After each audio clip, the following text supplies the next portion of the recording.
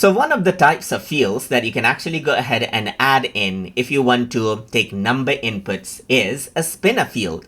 So I have this editor opened up right here. The form editor is opened up, that is. So now if I want to go ahead and add in the form spinner field, I can go around over here onto the left hand side under add element, and under the basic form element I can go ahead and scroll down and then bring in the spinner. Once I do that here, you can see that I can type in a question. So I can go ahead and say number of participants, let's say for example right here. Once I do that, if I were to go to the preview form section right here, you will be able to see that's a spinner field. So over here in preview, you can see that I got the number of participants. I can click on the plus and minus right here to go ahead and select out a number. Of course, I can go ahead and still type in the number as well, just like this. And I can go ahead and click the plus and minus button to go ahead and change the number afterwards as well. So let's just disable the preview form right here and see the field properties. So I can go to properties right here, and then I can simply go ahead and change out the field label from over here as well. Like I can say participant number. I can go ahead and align this label to the left, on the top, or on the right, as you can see right here, and set this as the form default as well. So if I were to go ahead and bring in the spinner field again, you can see that it is aligned to the left right here. But let me just go ahead and remove this out right here and then go back to the properties of this field.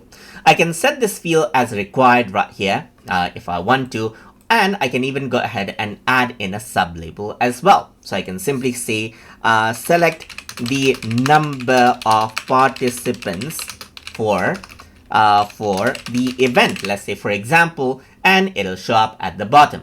So now, apart from that, if you were to go to the option, you can add in an entry limit as well. Let's say, for example, the minimum is 10 and the maximum is, let's say, for example, 50. You can change the width as well. So the width by default is 310 pixels, but I can go ahead and set it to, let's say, for example, something like 100 pixel as well, because I don't want too much space for it. You can add in an interval amount. So right now, the number increases by 1, but if you want to go ahead and to increase it by 2, you can go ahead and do that as well. You can add in no decimals right here so that it prevents decimal values, that is point values in the field. But if that is okay, you can simply go ahead and disable it. You can also accept negative values like minus values as well. So if you want that, you can go ahead and type this in, or if you don't want, simply go ahead and then not select this.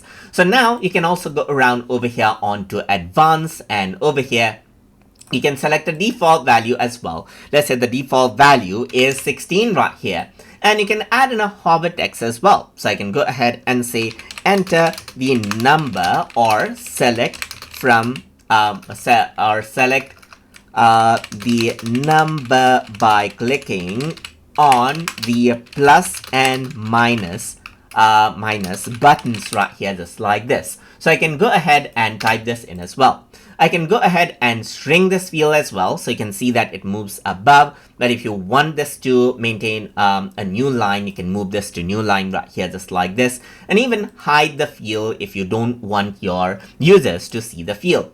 You can go ahead onto field details right here, as you can see, to see the unique name of the field as well. And you can go ahead and type in the name right here, just like this as well, and even see the field IDs right here.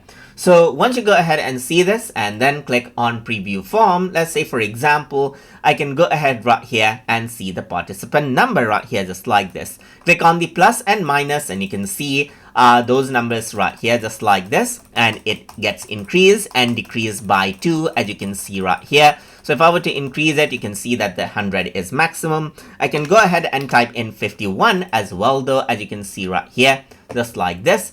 But this is the field that is actually showing the error right here.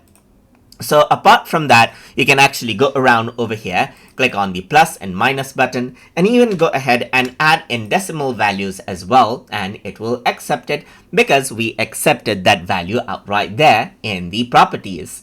So that is how you can go ahead and work around with the form spinner field inside of Jotform. So I hope you guys learned something as always. And as always, please like, comment, share, and subscribe.